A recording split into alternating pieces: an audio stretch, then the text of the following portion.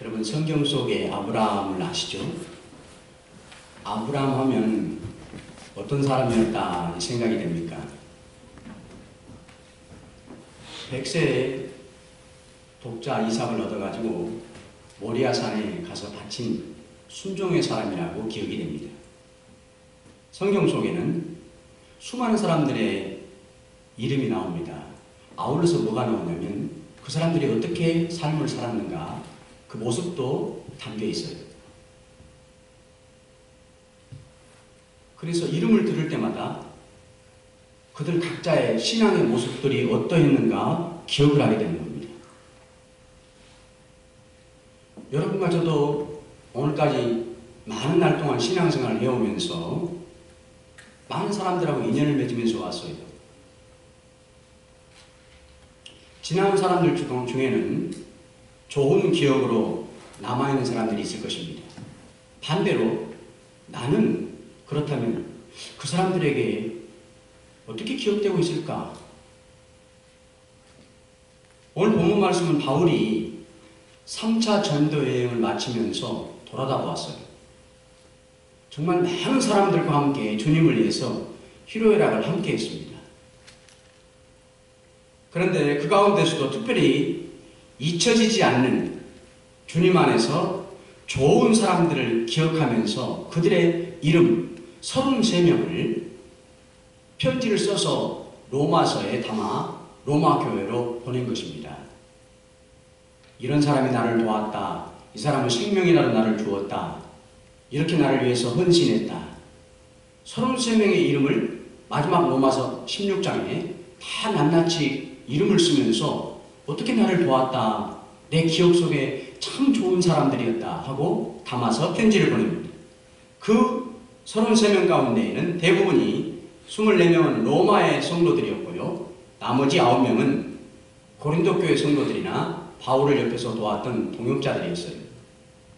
이 33명 가운데 특별히 오늘 성경에 오늘 본문에 그나마 믿음의 행적이 남아있는 3명의 사람을 살펴보려고 합니다. 이들에게는 각자 원래 이름이 있었어요. 이름이 있었지만 바울이 어떻게 부르냐면 그들의 믿음의 모습을 보고 또 다른 이름으로 불러줍니다. 첫 번째, 베베라는 사람이 있습니다. 바울이 교회의 일꾼이다 이렇게 부릅니다. 이 베베는 고린도로부터 14km 떨어진 오늘 우리 교회 플레인비로부터 약 프로싱에 이르는 그 거리에 떨어진 갱그리아라고 하는 항구에 살고 있었어요. 그런데 바울이 2차 전도 여행을 하기 위해서 고린도에 약 1년 6개월 동안 머물다가 그때 바울로부터 옆에 살았던 베베가 복음을 듣고 하나님의 사람이 됩니다. 그런데 얼마 되지 않아 예수를 만났던 영접했던 이 베베는 갱그리아 교회에 우뚝 서는 일꾼으로 달라지게 돼요. 그런 그녀가 고린도에서 이 바울이 로마서를 썼거든요. 그 로마서 서신을 그렇게 중요한 편지를 로마 교회에 전달하는 사람이 돼요. 그러니까 바울 옆에는 얼마나 많은 사람들이 돕는 사람이 있었겠어요. 그런데 그 중에서도 많은 사람을 지치고 이 베베는 여자예요. 그런데도 바울이 로마서를 써서 갖다 주라고 하는 사람으로 귀중하게 쓴 이유가 있습니다. 바로 바울이 또 다른 이름으로 불렀던 베베는 갱그리아 교회의 일꾼이라고 하는 데 있어요. 당시에는 교통이 발달된 것도 아니죠. 우편제도가 있는 것도 아니고 또 치안이 보장받는 것도 아니고 어떤 위험이 있을 수 있어요. 그런데도 여인이었지만 이 편지를 전달하는 사람으로 쓴 이유가 바로 갱그리아 교회의 일꾼이라 이렇게 부른 거예요. 그만큼 바울이 볼 때 이 갱그리아 교회에서 베베는 자기에게 맡겨진 직분을 감당함에 있어서는 최고였다고 합니다. 그래서 무슨 생각을 했겠습니까? 바울이 내가 이 로마서를 전달해 주라고 하면 교회에서 자기에게 맡겨진 일을 최선을 다해서 최고로 잘했기 때문에 이 편지도 어떻게 해서라도 여자지만 로마에 전달할 것이다. 믿음. 그래서 바울이 이 베베를 여자지만 뽑아서 로마서를 전달하게 한 거예요. 그 어려운 시절에. 일꾼이라 이 원어상의 의미가 있습니다. 배 밑바닥에서 노만 젓는 사람들을 일꾼이라고 해요. 돛담배 아시죠? 특별히 전쟁에 임하는, 바다에서 싸움이 임하는 그 배 밑바닥에서 노만 열심히 젓는 거예요. 배가 어디로 가는지 이 사람들은 안 보여서 알 수가 없어요. 여러분 영화 같은 거 보면 이 모습이 기억이 나시죠? 상상이 되시죠? 가파류에서는 적하고 싸우고 있는 거예요. 자기 배가 곧 무너져가지고 침몰에 나가는데도 이 사람들은 몰라. 잠시 배가 바닷속에 꺼져버리는데도 이 사람들은 알 수가 없어. 이기면 다행이지만 져가지고 배가 곧 부서져가지고 바다에 빠지는데도 모르고 여전히 너만 열심히 자기에게 부여된 일만 하는 거예요. 상상이 되시잖아요. 이게 일꾼이에요. 잠시 후에 전쟁에서 져가지고 자기 배가 부서져서 바다에 같이 죽을지라도 1분 1초 전까지 아무것도 할 수가 없는 거예요. 자기가 해야 하는 일은 오직 너만 젓는 일이에요. 그게 교회의 일꾼입니다. 자기에게 주어진 책임을 시작부터 끝까지 완수하는 사람을 말하는 거예요. 바울은 이런 교회의 일꾼으로 수고하는 베베를 보았기 때문에 로마서를 전달한 사람으로 뽑았은 겁니다. 오늘 본문에 보면 베베를 부르는 또 하나의 이름이 있어요. 따라서 하십시다. 우리 자매 베베. 우리 자매 베베. 이 베베가 어떠한 신앙이었는가 오늘 본문에는 특별히 나온 것이 없어요. 그런데 오늘 2절 말씀의 끝에 보면 우리 자매라고 부른 그런 동기를 알 수가 있어요. 우리 자매라. 바울의 선교 사역을 많은 곳에서, 많은 부분에서 함께 했다고 하는 것을 알 수가 있죠. 바울의 여러 가지 모양을 이해하고 같이 한 사람을 갖다가 우리 자매라 이렇게 부르는 거예요. 언제나 교회와 함께하는 사람을 갖다가 우리 교인이라 이렇게 부르는 거죠.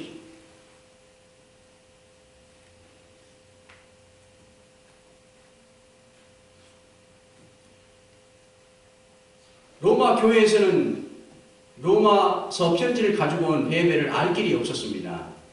그래서 당시에는 우편제도가 없어서 직접 사람이 가지고 갔지만 베베의 손에는 2개의 편지가 들려 있어서 하나에는 바울이 쓴 로마서가 들려 있어요.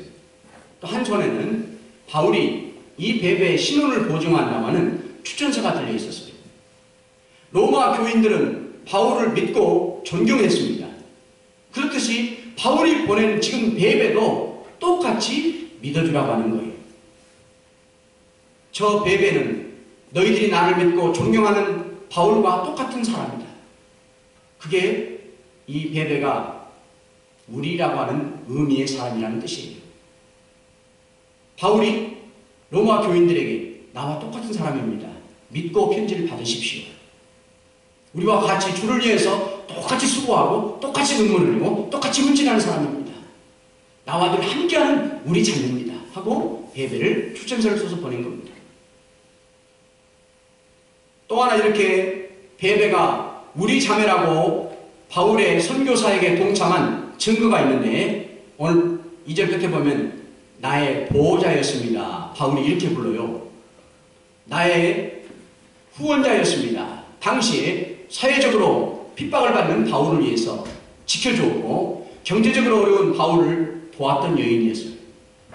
그래서 나의 후원자, 나의 보호자입니다. 이렇게 불렀던 겁니다.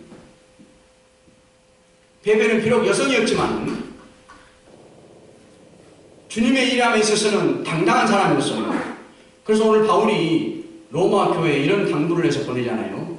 그 사람이 필요한 것은 무엇이나 다 도와주십시오. 지금 베베는 무슨 임무를 띠고 갔습니까? 단지 로마서 편지만 전달해주러 가는 것이었지만 사실은 그게 아니었다는 거예요. 편지 전달하는 뿐만 아니라 여러 기록되지 않는 주님의 일을 가지고 간 거예요. 그래서 그녀가 일할 때, 주님의 일을 일하고자 할 때 필요한 것이라면 무엇이든지 주십시오. 그 사람은 나의 보호자요, 또 나와 함께하는 우리 자매입니다. 이렇게 말했던 것입니다. 여러분, 우리 성도 한 사람 한 사람들이 서로가 믿음의 후원자가 되기를 바랍니다. 우리 한 사람 한 사람들이 서로에게 사랑의 보호자가 되기를 바랍니다. 그래서 누구에게나 우리란 말이 다른 사람들에게 나올 수 있기를 바랍니다. 두 번째, 브리스가와 아굴라 부부는 바울로부터 동역자라고 불리웠어요. 나의 동역자입니다. 이 부부는 이렇게 부릅니다. 바울 당시에 로마는 군사적인 원정이 많았어요. 싸움터에 많이 나갔어요. 그래서 많이 필요한 게 뭐였냐면 군용 텐트. 야외 나가서 산에서 들에서 치는 텐트가 많이 소요됐어요. 근데 바울의 마침 직업이 뭐였냐면 이 군용 텐트를 만드는 직업을 갖고 있었습니다. 그래서 바울은 아시는 것처럼 선교비를 교회로부터 특별히 안 받고 자기가 텐트를 만드는 일을 하면서 선교비를 충당하고 생활비를 벌어서 했어요. 그런데 마침 이 브리스가와 아굴라 부부도 직업이 뭐였냐면 텐트를 만드는 똑같은 직업을 갖고 있었습니다. 원래 이 부부는 로마의 이달리아라는 곳에 살고 있었는데 당시에 로마의 황제였던 글라우디오가 유대인들을 소동을 일으킨다고 추방을 시켰어요.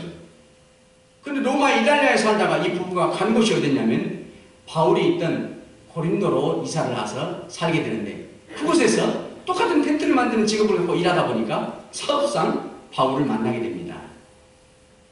그래서 바울로부터 복음을 듣게 되고 하나님의 사람이 되게 돼요. 그 후에 이 사람들은 바울을 어떻게까지 섬겼냐면 에베소에 갈 때 같이 따라가요. 자기 직업이 있지만은 잠시 보류하고 바울을 따라서 에베소에까지 따라가서 같이 선교에 동참해요. 또 많은 재물로 도와요. 그러다가 그곳에서 누구를 만나냐면 알렉산드리아 사람 아볼로라는 사람을 만나요. 이 아볼로는 여러 곳을 다니면서 하나님의 말씀을 가르치는 사람이었어요. 그런데 이 브리스가 아굴라 부부가 보니까 하나님의 말씀을 가르치는데 예수님의 십자가의 부활, 성령의 역사, 예수님의 재림과 같은 그런 말씀을 아직 미처 이 아볼로가 모르고 있었어요. 그래서 자기 집 교회로 데려다가 성경에 보면 아볼로에게 그러한 말씀까지 가르쳐줍니다. 이 아볼로는 이제 다음이 얼마 안 되어서 성경에 보면 아가야 지방에 가서 많은 성도들에게 이 부부로부터 배운 말씀을 또 사용해서 은혜를 크게 끼치는 사람이 돼요. 이 동역자라는 말이 무슨 뜻이냐면 바울이 이 부부를 갖다가 동역자라, 나의 동역자라 불렀어요. 동역자란 말은 사도가 아니에요. 주님의 종이 아닌데 사도들을 대신해서 하나님의 말씀을 가르친다든지 성도들의 신앙을 일깨우는 사람을 갖다가 동역자라 이렇게 부르는 거예요. 바로 이 브리스가 아굴라 부부가 그러한 일들을 사도들이 없는 곳에 급할 때 가서 대신해서 말씀을 가르치고 성도를 신방하면서 일깨웠던 겁니다. 그래서 바울로부터 이 부부는 나의 동역자입니다 이렇게 불렀던 거예요. 그래서 오늘 5절에 보면 이런 말씀을 바울이 하잖아요. 그 브리스가 아굴라가 교회에도 문안하십시오. 이 사람들은 자기 집을 교회로 개방해서 예배하게끔 제공했던 사람이에요. 그래서 그 부부의 교회에도, 집의 교회에도 문안하십시오. 이렇게 편지를 써서 보내는 겁니다. 이 부부는 하나님의 말씀을 많이 아는 성경적인 지식에 머무는 사람이 아니에요. 그 말씀을 심령에 새겼고 그 말씀을 영혼의 생명으로 삼았어요. 그래서 오늘 본문에 바울이 뭐라고 칭찬합니까? 이 부부는 나를 내 생명을 위해서 자신들의 생명까지 주었던 사람들입니다. 이렇게 칭찬하죠. 바울이 핍박을 받고 죽을 지경에 처했을 때 이 부부는 자신들의 생명을 대신 희생해가면서 바울을 살려낸 거예요. 그래서 이 소식이 이방 교회까지 많이 전파되므로 그들도 이 부부를 향해서 감사했다 이렇게 말씀하고 있습니다. 여러분과 저는 신앙생활을 통해서 은혜를 사모하는 자리에도 나아가야 되지만 아울러서 이 브리스가 아굴라 부부처럼 나를 희생하고 나를 헌신하는 자리도 사모해야 된다고 하는 거예요. 세 번째, 바울이 루포와 그의 어머니를 택하심을 입은 자라 이렇게 부릅니다. 오늘 13절 말씀 한번 큰 목소리로 다 같이 한번 읽어보겠습니다. 13절 말씀입니다. 주 안에서 택하심을 입은 루포와 그 어머니에게 문안하라. 그 어머니는 곧 내 어머니니라. 루포는 누구냐면 예수님이 십자가 지시고 골고다를 향해서 가실 때 너무 힘드셔가지고 많이 쓰러지셨어요. 그때마다 옆에 호송하는 병사들이 채찍을 내리쳤어요. 그때 마침 이 구레네에 살던 시몬이라고 하는 오늘 루포의 아버지, 이 시몬이 6월절을 맞아서 예루살렘 성에 예배하러 왔다가 그 예수님의 그 쓰러지시고 정말 어렵게 채찍에 맞아가면서 골고다를 향해 가서는 모습을 보고 한번 우연치 않게 예수님을 붙들어 일으켜 세웁니다. 그 옆에서 병사들이 보던 병사들이 루포를 향해서 너 그럴 바에는 네가 대신 십자가를 지고 가라. 그 말을 하게 돼요. 얼떨결에 시몬은 아무 믿음도 없고 은혜도 없고 내가 져야 되겠다는 생각도 없었지만 얼떨결에 병사들에 의해서 예수님의 십자가를 대신 짊어지게 되죠.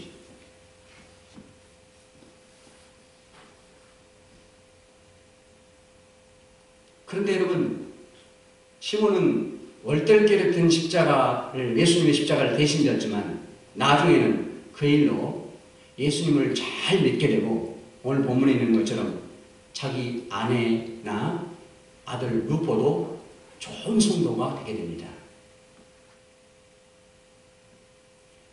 이 시몬은 설사 십자가를 진 일이 자기가 원해서도 아니고 은혜로 참여한 것도 아니에요. 오히려 예수님과 같이 고통의 시간이었죠. 골고다까지 지고 가려면.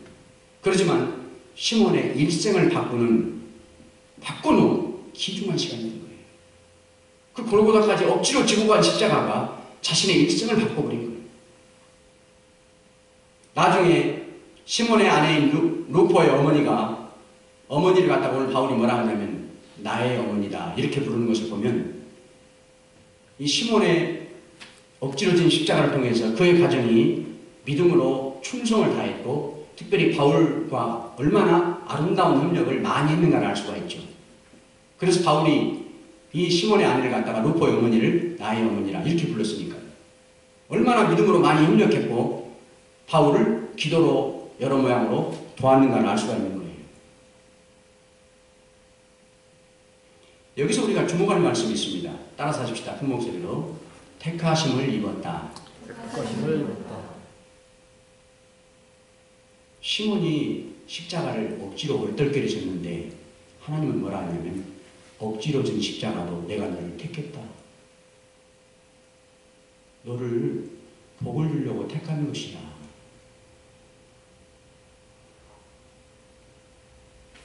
시몬은 얼떨결에 무심한 채 갑자기 병사들에 의해서 예수님 십자가를 진 거예요. 그런데 하나님은 하나님의 시간표 속에는 억지로 진 십자가지만 복의 시간표가 짜여져 있었다고 하는 거예요.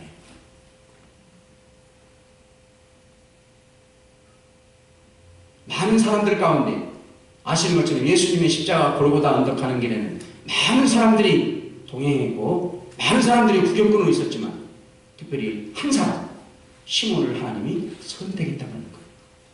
뭐 하시려고요? 그의 가정에 대대의 복을 주시기 위해서. 하나님의 계획, 예수님께서 십자가에 돌아가심으로 죽으시고 우리의 모든 죄를 용서받게 하시는 구속사에 이 시몬의 억지로 진 십자가가 포함되게 하셨다고 하는 거예요. 그래서 알고 보면 억지로 진 십자가였지만 하나님의 엄청난 사랑이라고 하는 사실을 알 수 있는 거예요.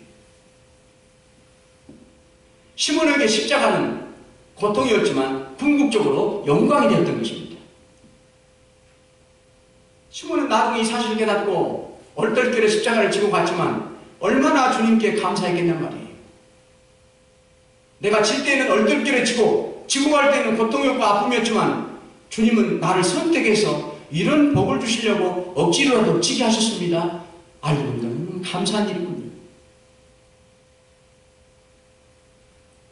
오늘 여러분과 저의 삶이 비록 원하지 않지만 주님 때문에 십자가를 지고 가야만 하는 그러한 것은 의미하는 것입니다.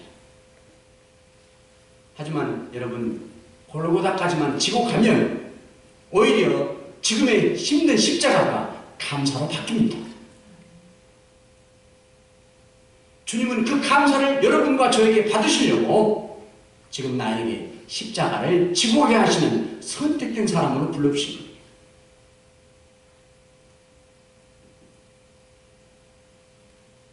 오늘 세 명의 바울의 기억 속에 잊혀지지 않는 사람들에게는 공통적으로 말씀하는 것이 하나 있어요. 따라서 하십시다. 주 안에서 in the Lord. 주 안에서 이 사람들은 살았어요. 바울에게 없어서는 안 되는 사람들, 바울 사에게 큰 힘이 되어줬던 사람들, 이 사람들이 이런 바울에게 없어서는 안 되는 귀중한 사람들이 될 수 있도록 만들어준 원동력은 바로 이들이 주님 안에서 살았기 때문이에요. 주 안에서라는 표현이 뭘까? 그 해답이 골로새 2장 6, 7절에 나옵니다. 그러므로 너희가 그리스도 예수를 주로 받았느냐? 받았으니 그 안에서 행하되 그 안에서 뿌리를 박으며 세움을 입어 교훈을 받은 대로 믿음에 굳게 서서 감사함을 넘치게 하라. 주 안에서 난 세 가지를 담고 있어요. 무엇보다도 예수 그리스도를 나의 구주로, 나의 그리스도로, 나의 주님으로 영접한 사람들이 되어야 된다는 거예요. 그래야 주님이 여러분들을 간섭하시고, 그래야 주님이 여러분들과 함께 하시고, 그래야 주님이 여러분들의 모든 삶을 동행하시고 천국의 상급으로 기록해 주시거든요. 내가 거듭나지 않냐고 예수님을 믿지 않고 영생의 사람이 안 되어서 그 어떠한 모든 일상의 복된 일도 하나님과는 안타깝지만 아무 상관이 없습니다. 무엇보다도 주 안에서 살려면 예수 그리스도를 영접해야 된다는 거예요. 그 예수를 통해서 말씀과 기도로 함께 살아야 되는 거예요. 그렇게 살면 감사가 넘치게 나타난다는 거예요. 이 세 가지가 바로 주 안에서 사는 삶의 모습입니다. 주 안에서 살아야 무엇을 얻을 때 여러분과 저는 감사를 해요. 누구한테? 누구한테 감사를 합니까? 주님 안에 살 때 누구한테 감사하는 거예요? 주님께 감사가 나오죠. 우리가 주 안에서 살지 않으면 누구에게 감사하는 거예요? 세상에 감사하는 거예요.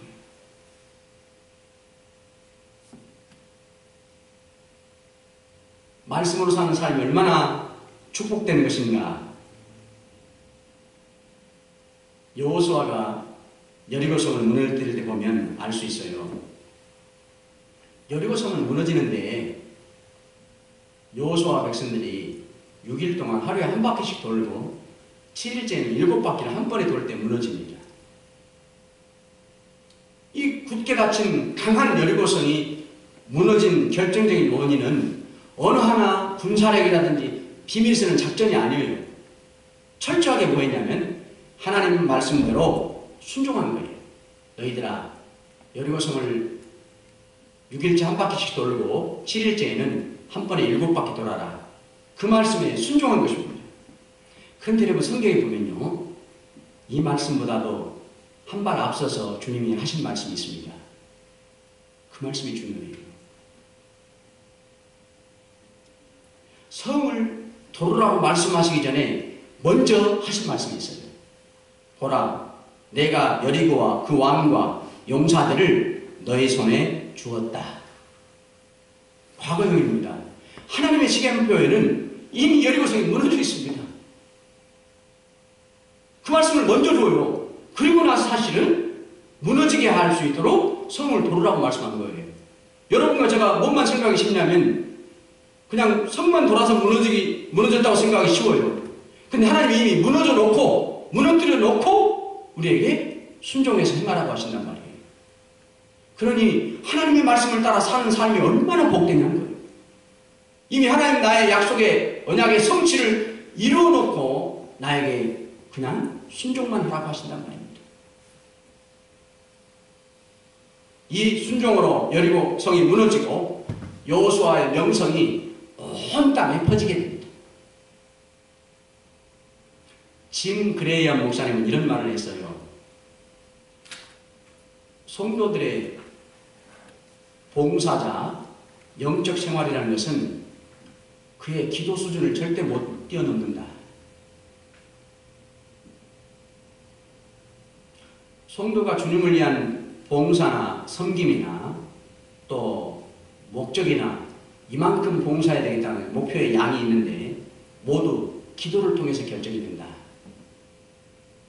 기도를 한 만큼 주님을 향한 봉사의 양이 높아지고 목적이 바로 되고 참된 섬김이 봉사가 이루어진다고 하는 거죠. 만일에 기도가 없이 이루어진다면 어떻게 될까? 성도가 기도 없이도 얼마든지 봉사와 섬김과 좋은 목적을 갖고 살 수가 있습니다. 그런데 기도 없이 이루어졌더라도 반드시 합당치 못한 결과가 앞에 기다리고 있습니다. 이루어놓고 나서도 시험에 빠지게 됩니다. 봉사하고 바치고 나서도 시험이 앞에 기다리고 있습니다. 뜻이 가다가 바뀌게 됩니다. 목적이 달라져 버립니다. 정말 주님을 사랑하고 교회를 사랑하는 순수한 동기가 변질되어 버립니다. 기도하지 않고 하면. 사랑하는 성도 여러분, 바울은 자신이 주님을 위해서 일했고 아시는 것처럼 다른 사도보다도 더 큰 일을, 많은 일을 했습니다. 그런데 바울은 그 모든 공로를 옆에서 함께 했던 믿음의 동역자들에게 돌리고 있습니다. 지금까지 여러분 신앙생활 여정 속에 아름답게 기억에 남는 사람들은 누가 있습니까? 반대로 여러분들은 그들에게 얼마나 좋은 성도로 기억이 되고 있습니까? 베베와 같이 교회의 일꾼들이 다 되시기를 원합니다. 브리스가와 아굴라 부부처럼 하나님 일을 돕는 동역자로 기억되시기를 원합니다. 루포처럼 택함을 입은 자로 기억되기를 원합니다. 우리 확신교회 모든 성도들은 사랑의 문안의 인사와 감사로 기억되시기를 간절히 축원합니다. 오늘 말씀 생각하면서 기도하시겠습니다.